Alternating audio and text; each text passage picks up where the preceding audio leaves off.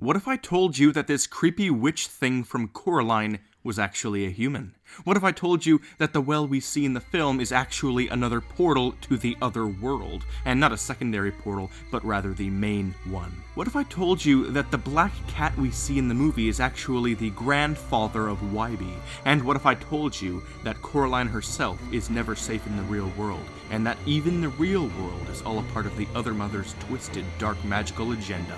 If I told you all of this, you'd probably be mildly curious.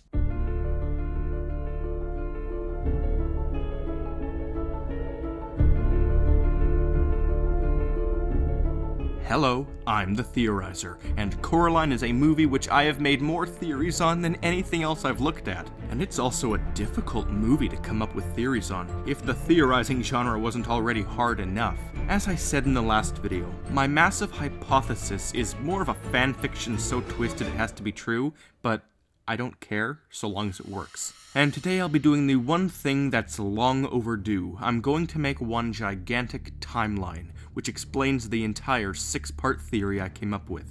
This won't include the recent Part 7, as it was not really a part of the main series, so please, I implore you to watch the other videos before this one. And let's begin, shall we? It all begins with the other mother. I theorized way back in Part 4 that, based off of the date the Pink Palace was built and the age of the Beldam, it was likely that she was the first owner of the Pink Palace. This all happens in the 1850s. I theorized that this woman was amongst the first to settle Ashland, and that the giant house was built in her honor.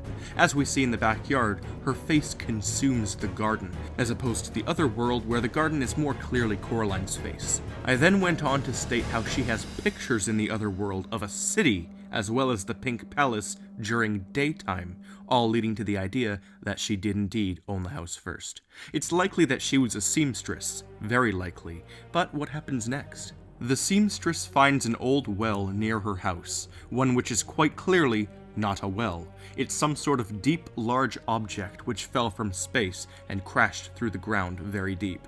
As we see, the other world is a different universe, something directly affiliated with space. It crashes deep into the ground and lands and stops. The Grand Dame falls down the hole one day, sort of like an Alice in Wonderland thing, and she was lured to it by the power radiating off of it. She falls through, pops out through the portal at the bottom, and is launched into a pocket universe void. Emptiness. Using her own soul by ripping out her eyes, she begins to create the laws of this alluring universe, and uses her own soul to create magic, allowing her to do anything she wishes in this universe. This, of course, leads to the eventual problem of losing the magic after a while of being trapped in there. Needing a refill, she uses what's left of it to build a very child-friendly world, so that she could lure the new residents of the house up top into her traps. She acts very motherly and fools the kids into wanting to stay, allowing their souls to be very potent and full of happiness and life and love, to keep her more alive. With this plan in mind, she puts her eyes in place of the moon. She can see all, and her soul controls the world.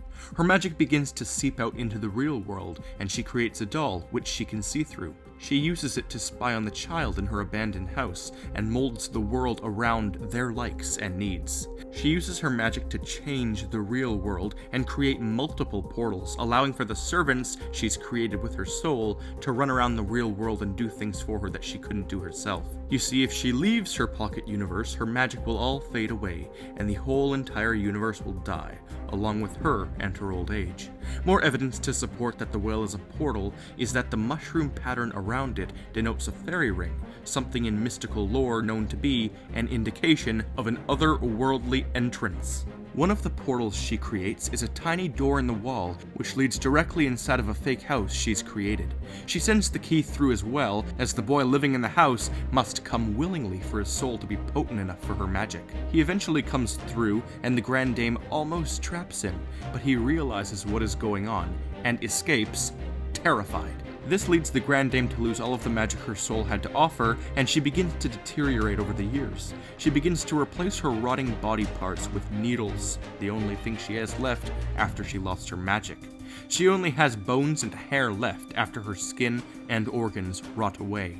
She also sucks in the souls of bugs in the well, and sucks life out of anything that gets near her other portals. She becomes a monstrous behemoth of sewing equipment and amalgamative bug species, collectively making her into a spider-like figure. The boy who once traveled to her world in the late 1800s has now become a father, and more families with kids have moved into the house, while he lives a short distance away. He thinks that these new children will be fine. He owns the house, and he figures that he killed the witch after he left her alone. But he was wrong, and after he inherited the house from his parents, kids start going missing. The beldam had improved after losing the first kid. She developed a style, an unbeatable method. First it was a girl with long blonde hair, then it was a little boy with blonde hair, and then the father moves back into the house so that nobody else will, telling his daughters not to go anywhere near the door. And they of course go against him, and he loses one of his daughters, moving back out of the house. He dies much later and leaves the house to his remaining daughter. Meanwhile, the seamstress had been forcing her servants to steal real-world objects. She takes them and she alters them into new creatures, using the children's life forces she's taken, crushing them into sand, which she uses as filling for her creatures. She then sews buttons onto them, locking in the magic and allowing her to see what they see. Creations that are portrayed as very loving characters require much more soul sand in order to act naturally and more human. We see this with Wybie and the other father. They have so much soul sand in them that they actually go against their programming and betray the other mother to save Coraline. I named it soul sand because it has a nice ring to it and, you know, Minecraft. But technically, it's a dusty material which is composed of life essence. The souls themselves are actually trapped in the pocket universe with the beldam. And when the life force runs out of these creations, they slowly reform into what they truly are. The other father, a pumpkin. Other Wybie, sawdust. The jumping mice, rats. And the sand inside of the dolls, cotton. Anyways, the twin daughter wasn't taken by the beldam, grows up, and has kids who she doesn't let anywhere near the house. She even boards up the well, knowing what it may or may not be capable of. She spreads rumors that if you fall down, you'd see a sky full of stars in the middle of the day. Her kids have kids, and she adopts her grandson. She protects her grandson and doesn't let him go anywhere near the house. The beldam is needing another refuel of life essence. She's failing to live off of much else other than what's left of the 3 children she'd already taken. She begins to prey on this grandson, known as Wyborn. Kind of a weird name, I know, and now, and only now, I see the significance of his name. Asking him why he was born is kind of a cruel thing, and to be fated with such a name, that's brutal. But to name him that out of fear that you won't be able to protect him, like, why were you born?